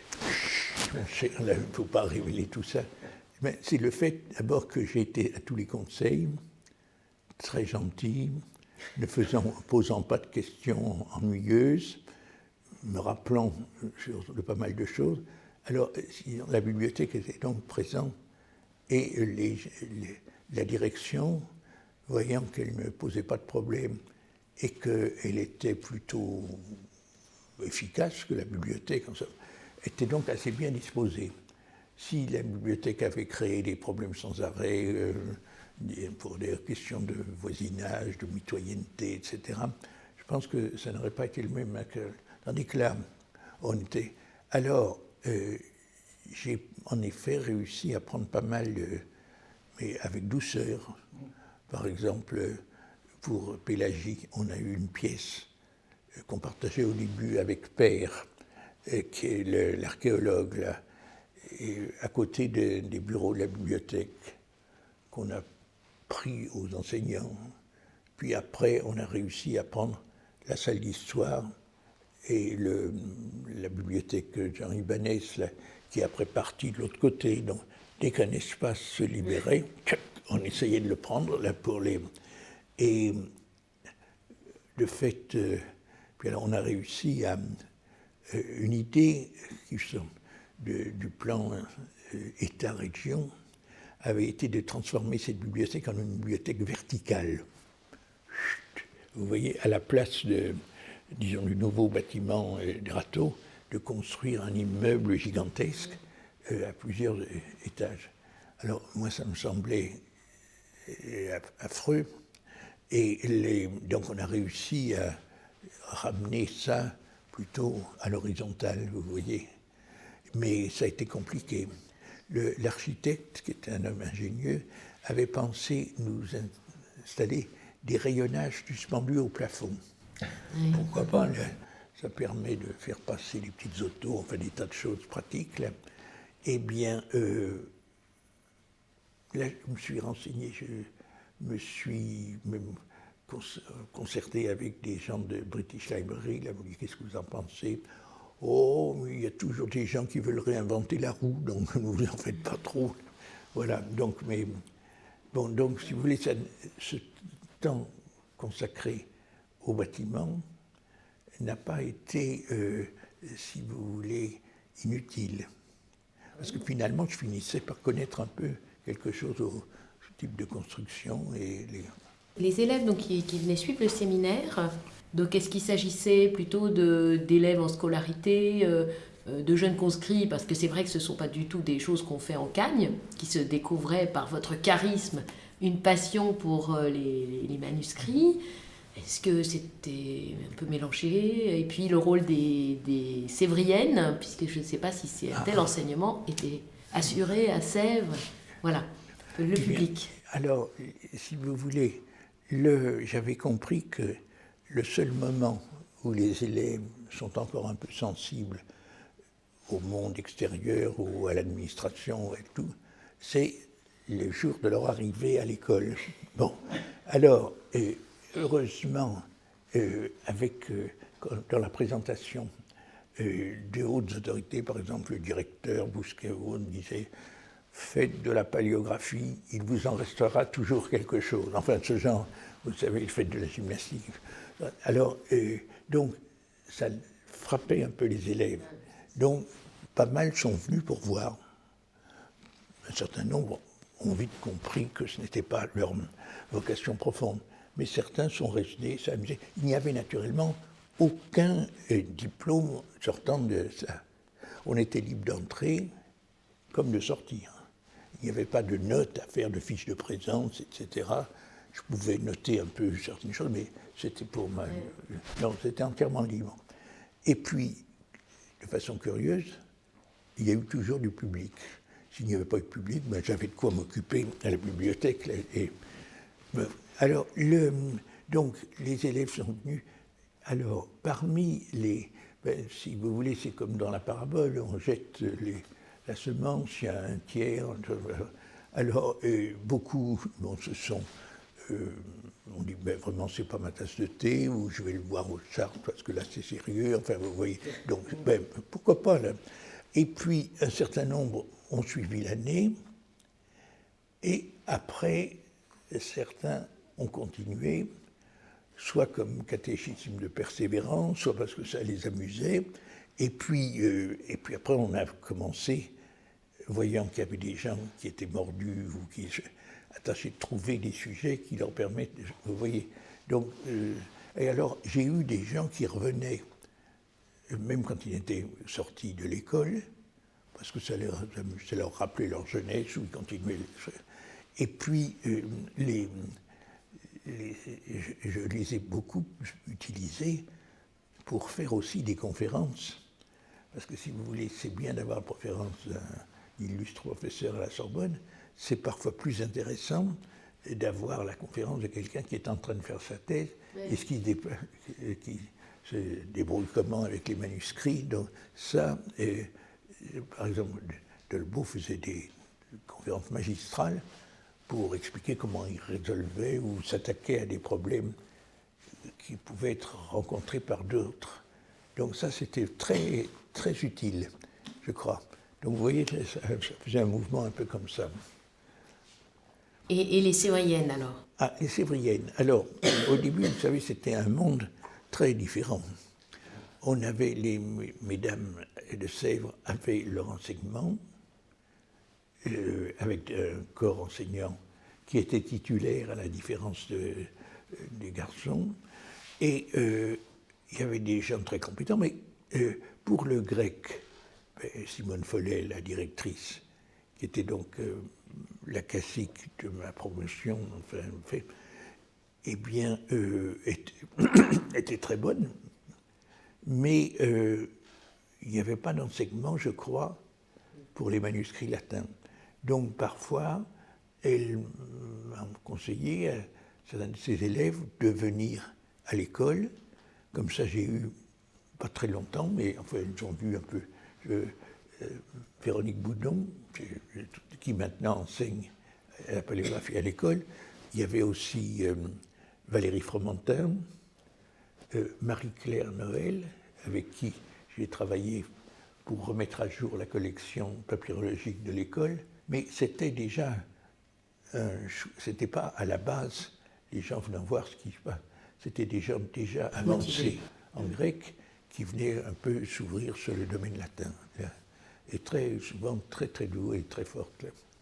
Alors, si on revient à votre activité de chercheur, oui. Si je devais la définir en quelques thèmes qui vous ont suivi tout au long de cette carrière et qui vous suivent encore. Alors, écoutez... Parce que c'est chronologiquement très large, oui. Très long, oui. Et thématiquement très vaste. Plus vaste que ça, mais disons, je me suis toujours intéressé aux longues séries, c'est-à-dire des trucs qui vont, si on suit quelque chose depuis l'Antiquité jusqu'à la Renaissance, enfin, ça me plaît comme ce genre de choses. Alors, mais je suis, au début, j'ai travaillé plutôt sur disons, la société antique et les problèmes d'idolâtrie qui sont très importants à l'époque pour la vie dans un monde païen. Et le traité de Tertullien sur lequel je me suis penché examine les cas concrets. Est-ce qu'on peut porter des couronnes? Est-ce qu'on peut allumer des lampes le soir? Enfin, vous voyez, des choses. Et beaucoup d'autres, et avec des problèmes théologiques plus importants, notamment le rôle des démons et des hommes qui se cachent derrière les dieux. Enfin, il y a tout un problème important, et pour le vital, même pour les chrétiens du temps. Et bon, mais après, je me suis dit, quand j'étais à Rome, je pourrais me profiter de cela pour voir un peu plus en archéologie chrétienne, etc. Puis finalement, je suis allé à la Bibliothèque Vaticane, et là, j'ai été happé par le côté manuscrit. Et donc là, j'ai passé, pas les 2 ans, mais tout de même beaucoup de temps, soit à la Vaticane, soit à la Bibliothèque Ambrosienne, soit à Naples, pas assez, mais enfin, vous voyez. Alors, quel était mon point de vue? J'étais dans l'idée, on va suivre la fortune, la transmission et la fortune de Tertullien. Donc, je faisais mes petits dossiers, etc. Puis, je me suis dit, Tertullien, c'est bien, il y a peut-être d'autres choses très intéressantes là. Donc, comme sa tradition est assez faible, pour avoir un peu plus d'espace pour me respirer, j'ai pris aussi les Cypriens, vous voyez. Et donc, j'ai suivi disons, des traditions manuscrites ou des traductions, mais enfin, vous voyez. Et puis, ça m'a amené à m'intéresser à la période des humanistes, donc avec tout ce domaine des marges remplies de commentaires divers et finalement un peu négligé, sauf pour Plaute et d'autres où ça avait été mis en valeur par des Anglais notamment, mais sur Saint-Augustin, sur d'autres, non. Et pour Tertullien, c'est des rares choses que j'ai trouvées, les restes d'un manuscrit très important qui circulait au XVIe siècle et qui a disparu. Donc ça a porté un petit peu peut-être. Mais vous voyez, alors, c'était un sujet qui n'intéressait pas du tout les latinistes en poste et où il y avait énormément de choses à trouver. Donc je me suis dit, je vis toujours dans l'espoir de retrouver des restes ou des collations du fameux Codex Fuldensis de l'apologétique, qui était, paraît-il, copié dans une édition de Tertullien de 1580. Alors dès que je vais dans une bibliothèque, je regarde, y a-t-il l'édition de 1580 ? Pouvez-vous me la faire monter ? Donc ça vient de m'arriver à Nancy, mais on ne pouvait pas la faire venir, donc il faudra que je me renseigne. Mais la chance est minime, puisque donc, alors après, ça me suis un peu élargi, donc, pour voir à peu près comment on pensait l'excellent Balus, par exemple, qui avait une collection gigantesque d'imprimés, qu'il annotait et qu'il... Alors, maintenant, c'est notre camarade de Marseille, un historien qui essaie de reconstituer toute la bibliothèque imprimée de Baluse. Vous ne connaissez que lui. Oui, Boutier. Donc, mais à l'origine, on a pas mal discuté là-dessus. Donc, il faut qu'on dise tout de même un mot de Richelieu. Donc, là, oui, exemple d'une recherche bien commencée, mais hélas un peu, et reprise en main par un homme d'avenir. Voilà, en étant à Oxford, je vois le bibliothécaire de la Bodleian, enfin des manuscrits, Richard Hunt, c'est très gentil, qui me dit « Oh, est-ce que vous pourriez regarder ces genres de signatures, enfin d'annotations ? J'ai écrit à la Nationale pour voir s'ils en avaient, et ils ne m'ont jamais répondu. » Ces annotations apparaissaient dans des manuscrits ayant appartenu à Laud, l'archevêque. Alors, donc à la Nationale, j'arrive la bouche enfarinée, les collègues sont très gentils. Oui, la qualité des bibliothécaires est vraiment essentielle pour les recherches. Mais là, il y avait la Trinité, Avril, Vezin et Ganneau, des hommes merveilleux qui m'ont nommé naturellement. Et puis ils m'ont emmené dans les régions pour vérifier sur les livres. Et on a trouvé une centaine de ces manuscrits. Maintenant, ça a augmenté grâce à Alors, donc, il y avait sûrement une collection qui avait beaucoup de manuscrits passionnants, dont les deux plus anciens manuscrits de Tite-Live, enfin, de Tacite. Sallust, oui, Sallust, membre. Oui. Alors, donc, alors, j'ai fait ce que je pouvais, et puis Richelieu avait des manuscrits dans beaucoup de langues. Ça avait été fait pour le grec par Charles Astruc, il y avait un article dessus. J'ai essayé de faire pour le latin, et puis je me suis rendu compte que ça dépassait un peu mes forces. Enfin, que je n'arriverais pas à trouver le mystérieux collectionneur X qui avait dans la côte. C'était sûrement des inscriptions faites par un notaire au moment d'une succession. Là. On arrivait à 450 à peu près, le chiffre plus haut. Bon, et puis c'en était là. Donc tout d'un coup, de même que pour Voluisant, un sauveur est apparu. Il est là. Alors, est-ce que vous pouvez dire où vous en êtes? Alors, il faut savoir que dans un article, je crois des années 60, Oui. il y a une note en bas de page où Pierre Petit-Mangin écrit « Le jour où je publierai le catalogue des manuscrits latins du cardinal de Richelieu, etc. » Ce jour est encore à venir.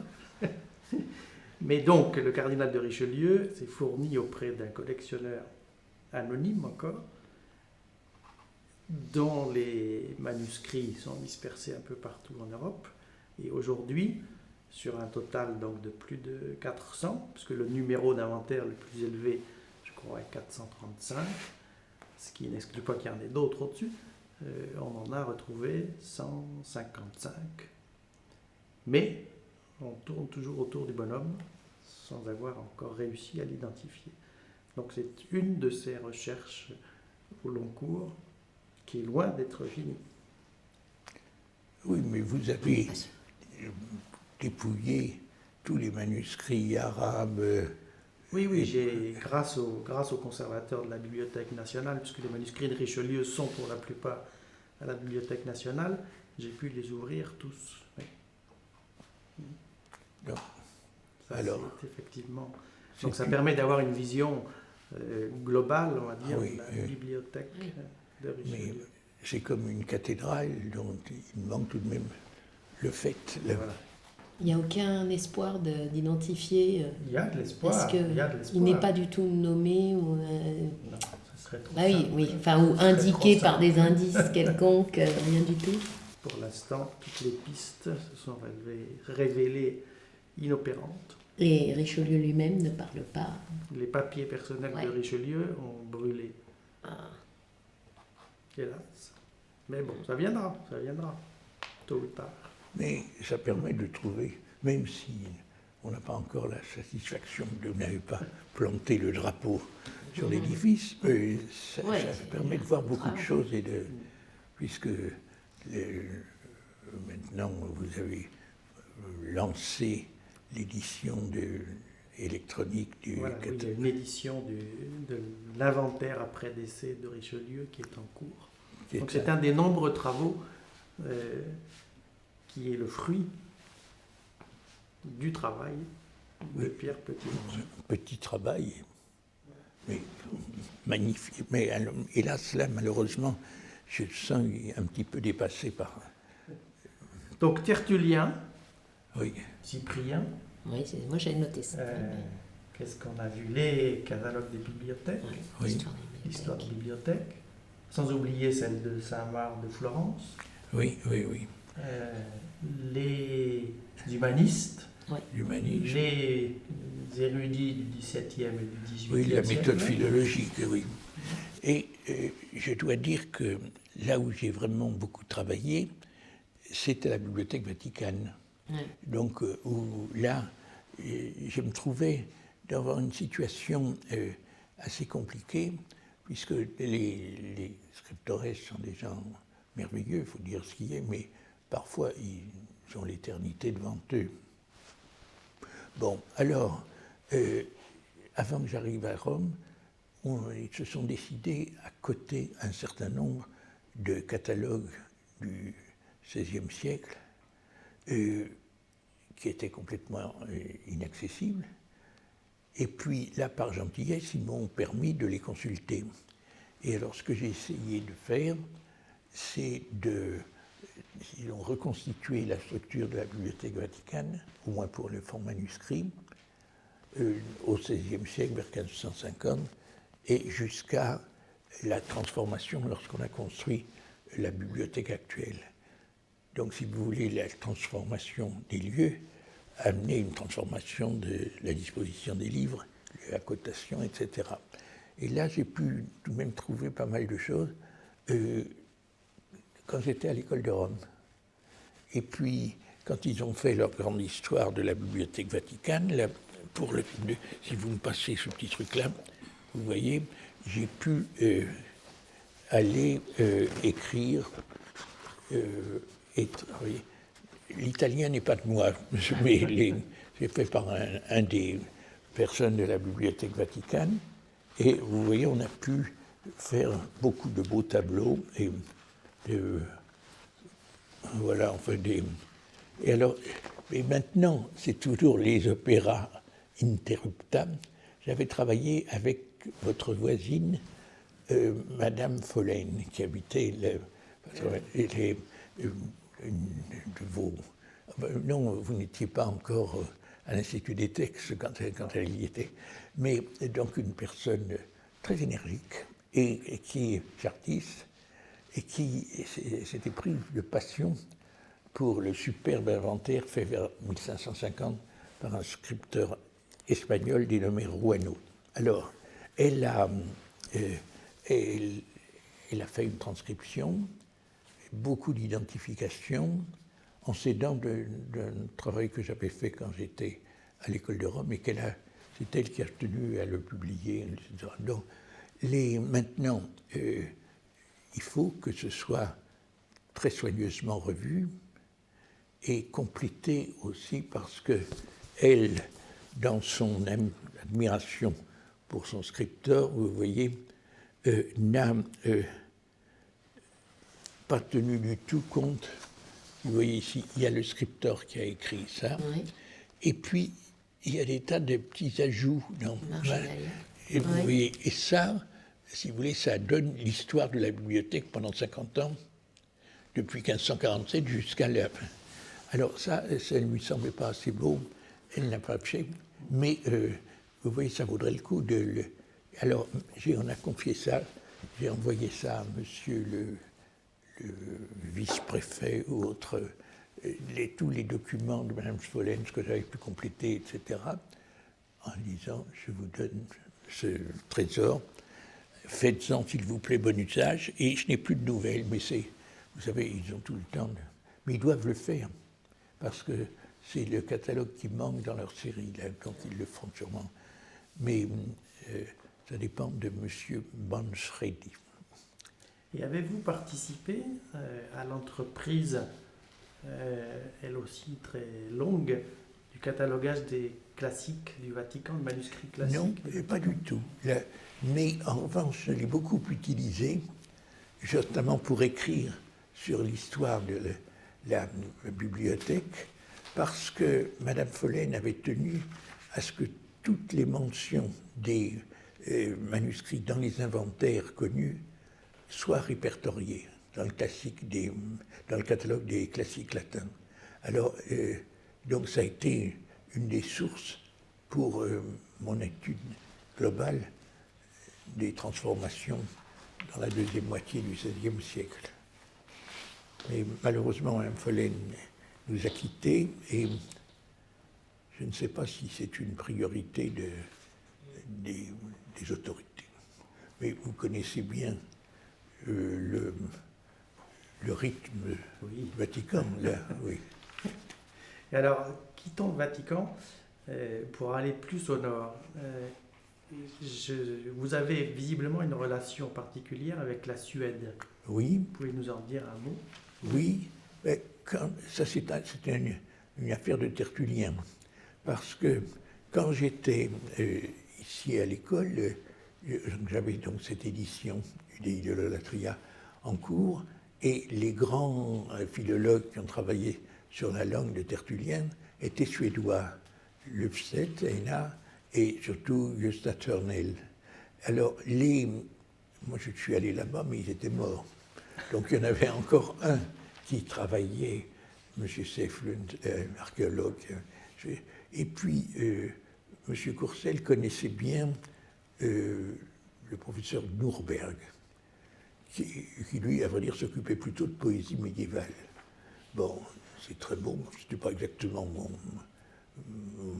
ma tasse de thé, si j'ose dire, mais enfin, j'ai suivi son séminaire, et puis je me suis bien entendu avec lui, il était un peu sarcastique, c'était plutôt agréable, et puis il était très très fort là, dans son genre-là, oui, oui.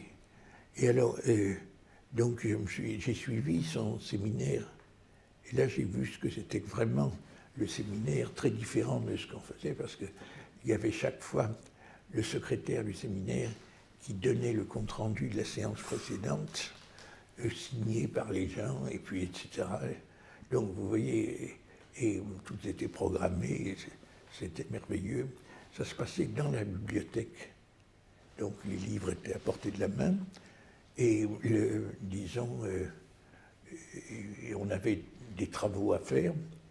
J'ai dû, par exemple, faire une édition des lettres de Saint-Rémy de Reims, que je n'ai plus tellement gardé par la suite, mais enfin, ce vénérable évêque avait écrit quelques lettres, donc on m'a donné la tâche de le faire, et là c'était dans un latin très bizarre, donc il ne fallait pas naturellement le corriger de façon cicéronienne, c'était le péché mortel, il fallait retrouver les formes qu'il avait dû employer d'après ce qu'on connaissait sur le temps. Donc là, ça m'a amené à fréquenter pas mal le thésaurus et toute la production.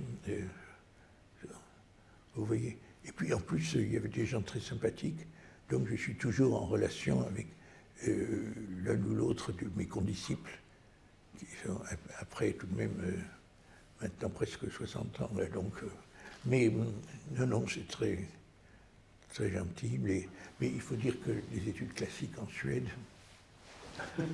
c'est un petit peu réservé à une élite. Et du côté du Danemark? Alors là, oui, du Danemark, c'est vrai. À l'école, j'étais, en 4e année, logé au palais. Vous savez, c'était les turnes à côté de l'horloge. Et en face de moi, à peu près, se trouvait notre ami Birger Munch-Olsen, qui était donc un Danois, en principe faisant des études de français médiéval, il a d'ailleurs publié différents textes, mais qui était de plus en plus attiré par le latin. Alors on parlait souvent, et puis il est arrivé à la conclusion qu'il fallait faire le travail que l'Institut des textes était censé préparer, mais qu'il n'avait jamais eu le temps de faire, c'est-à-dire les catalogues des manuscrits classiques latins, donc jusqu'au XIIe siècle. Donc il y a travaillé très très longtemps et fait des différentes moutures qu'on a regardées ensemble. Et puis, quand je me promenais pas mal, chaque fois que je repérais un manuscrit qui me semblait pouvoir lui être utile, je lui signalais, vous voyez le genre. Voilà. Donc, et comme maintenant il revient, il termine en principe son œuvre, le tome de compléments, en principe doit être achevé. Cette année, il a remis le manuscrit, mais il est revenu souvent à l'école, parce que même si nos collections ne sont pas complètes, elles sont tout de même meilleures qu'au Danemark, où c'est tout à fait passé de mode. Alors, donc, voilà, donc c'est comme ça que j'ai été très... Mais ça, c'est une connaissance de l'année 59, quand j'étais en 4e année à l'école. Voilà, comme quoi... Oui, on peut peut-être dire une chose, c'est qu'il y avait beaucoup moins d'élèves étrangers, oui. Mais ils restaient plus longtemps et ils étaient beaucoup mieux intégrés à la vie de l'école. Par exemple, mon collègue n'a pas passé la grecque de grammaire, ben enfin, oui, c'était pas évident pour eux. Et il est, bon, et disons, alors lui est vraiment tout à fait pénétré du virus de l'archicubal, donc il est très... Mais il y en a eu comme ça. Maintenant, je ne suis pas sûr que les Américains qui viennent pour avancer leur PhD à toute vitesse et qui courent aux archives nationales aient tellement d'intérêt pour l'école. Chaque cuisine n'est peut-être pas très bonne et la bibliothèque ne les aide pas tellement pour un truc archi spécialisé. Le CEA. Alors le CEA, effectivement... Vous étiez à la... J'étais élève, moi. J'étais en cours de scolarité quand il y a eu la constitution du CEA, puisque auparavant, on allait voir les professeurs dans des bureaux disséminés dans l'école. Les salles de cours existaient déjà, mais il n'y avait pas de département. Je pense que c'était pionnier de la part C'est Madame Bruguière qui des, a- des antiquisants, sans doute favorisé par Madame Bruguière. Donc il y a eu encore, sûrement grâce à vous, une récupération de locaux ici, plus ou moins, qui servaient plus ou moins. Voilà. Et la création d'un département qui regroupait les enseignements de langue ancienne, mais aussi d'histoire quand même, en partie d'histoire au ancienne. moins, puisque c'était Oui. quand même très éclaté. Et c'est vrai que ça a été, je pense, un pas important pour le renforcement Oui. des études classiques qui étaient déjà à l'époque menacées au niveau national, il faut bien dire. Et je pense que vous avez eu vraiment un rôle important avec les collègues. Alors, vous n'étiez pas tout seul, hein. C'est vrai que vous n'auriez pas réussi tout seul, sans Non, doute, non, non, puisque vous étiez avec Philippe Hoffmann, Oui. qui était aux commandes, il y avait François Bérard aussi, et puis les directeurs qui ont favorisé. Ah oui, oui, tout à fait. Par exemple, le directeur scientifique Michel Hervé s'était beaucoup impliqué là-dedans. Donc, ça, c'était une époque où les scientifiques étaient sensibles Oui. à notre Et puis on terrain. voyait Mais plus. oui, écoutez, comme j'étais enseignant, Oui. j'ai vécu tout à fait les mêmes moments que vous pour essayer d'obtenir ça. Puis comme j'étais un peu en dehors, peut-être je pouvais, à l'occasion, glisser dans des oreilles directoriales tout le bien que je pensais de mes jeunes collègues. Là. Et puis, bon, mais le mérite en revient au... Et alors, surtout, ce qui j'ai trouvé très agréable, c'était très sympathique comme ambiance. On a toujours, s'est jamais disputé à ma connaissance, et on a toujours essayé de faire des choses utiles pour les... C'est sûr. Oui, non, ça c'était... C'est pas forcément... Non, c'est pas toujours le cas, mais c'est vrai que... Enfin, moi, j'ai été d'abord élève et je suis revenue après, mais j'ai toujours senti ça. Et le lieu est toujours... On est toujours content d'être ici, d'y aller. Si on transporte l'école normale à Aubervilliers, est-ce que ça sera aussi amusant? Ah, on est content. Mais c'est quand même grâce à vous et à votre influence. Et puis en plus, vous avez trouvé le nom. Ah oui, j'ai trouvé... Qui nous vaut toujours des blagues. Oui. Voilà, les CEA, oui, les atomes de Oui. l'Antiquité, etc. Mais Crochu. c'est bien d'avoir... Et puis, est-ce que vous avez aussi participé au choix du non, décor qui non, est réussi quand même, qui ça, a bien je pense vieilli? que Madame Bruguière Oui. a été... J'ai beaucoup investi pour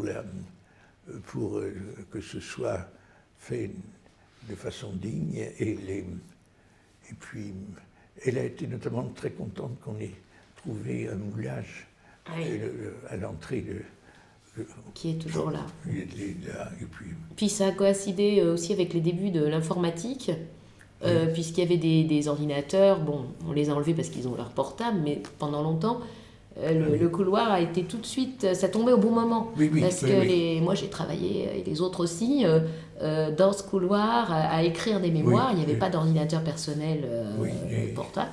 Et donc on était là, il y avait vraiment un lieu où on pouvait aller quand la bibliothèque était fermée et où on pouvait taper puisqu'il n'y avait pas de portable. Donc de toute façon, c'était vraiment, je pense que ça a été le kairos quand même, vraiment le bon moment pour créer à tout point de vue le CEA et ça a été, c'est aussi grâce à vous. Hein. Vous êtes, c'est un petit peu, mais c'était aussi un lieu, vous voyez, comme quoi l'importance des lieux est importante. Lieu, et puis c'est ce qu'on voit aussi dans vos travaux.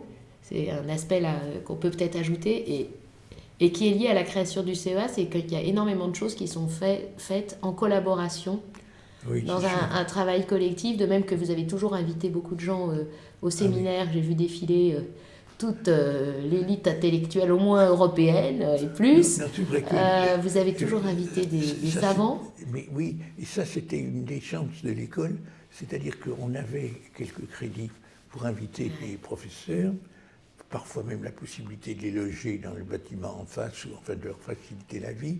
Et alors, ça permettait aux élèves de voir, par exemple, j'ai fait venir Grafton de Princeton, là, ça a été une rencontre émue. Là, les gens ça faisait venir beaucoup de gens qui voulaient voir ou bien quand j'ai fait venir qui était Momigliano. Alors là, c'était amusant. Ah oui. Momigliano, ici, il n'avait aucun succès. À l'école, vos anciennes collègues, mon Dieu, quel ton rocailleux, etc. Le Goff disait, ah, c'est Momi qui vient. Bon. Alors, au Collège de France, il avait un succès absolument énorme. Madame de Romilly devait s'asseoir par terre à ses pieds. Enfin, c'était donc, vous voyez, comme quoi. Un public normalien, il n'est pas toujours tendre. Mais surtout, ça dépend. vous ne voyez pas ce que c'est. Ouais. Mais donc, c'est pas toujours évident de faire. Bon, ça marche. Vous l'avez toujours fait et c'est vrai que c'est aussi l'esprit du CEA, c'est qu'on soit ensemble. Très bien. Et ça, je pense que c'est vraiment une réussite. Ah oui, tout à fait. Et puis, l'atmosphère est très agréable aussi pour les gens qui arrivent de leur lointaine contrée, etc. Je ne dis pas qu'on retrouve les clubs oxoniens, mais pas encore tout à fait. On s'en rapproche et c'était moins le cas quand je suis entrée comme élève. Enfin, on pouvait rester... du fait de cette dispersion, c'était beaucoup moins convivial. Les élèves sont vraiment très très souvent là, ils nous voient, nous les voyons. Et je pense que pour tout le monde, c'est bien. Mais remarque, c'est qu'il y a sans doute moins de Porto que dans un collège d'Oxford. On peut y remédier.